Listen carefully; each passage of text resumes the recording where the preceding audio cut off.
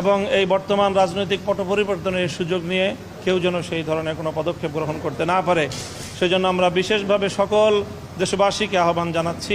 বিশেষ করে রাজনৈতিক নেতৃবৃন্দ যারা রয়েছেন, আমাদের ইমাম সাহেবান যারা রয়েছেন, আলেম ওলামা যারা রয়েছেন, তাদের ক্ষেত্রে একটি অগ্রণী ভূমিকা পালন করতে হবে। সেই জন্য আমরা দেশবাসীর প্রতি, আলেম সমাজের প্রতি বিশেষভাবে আহ্বান জানাবো যে সংখ্যালঘু এবং বিশেষ করে আইনশৃঙ্খলা রক্ষাকারী বাহিনী, পুলিশ সহ অন্যান্যদের এবং রাষ্ট্রীয় সকল স্থাপনাগুলো যেন নিরাপদ থাকে, সেজন্য আপনারা পদক্ষেপ গ্রহণ করবেন। আর শুরুতেই আমাদের প্রধানমন্ত্রী তিনি পদত্যাগ করেছেন, সেই পদত্যাগপত্র মাননীয় মহামান্য রাষ্ট্রপতি গ্রহণ করেছেন বলে আমাদেরকে তিনি জানিয়েছেন এবং আশ্বস্ত করেছেন। এবং এই মুহূর্তে মহামান্য রাষ্ট্রপতির নেতৃত্বে বাংলাদেশ পরিচালিত হচ্ছে। পরবর্তী পদক্ষেপ ইনশাআল্লাহ তাড়াতাড়ি গ্রহণ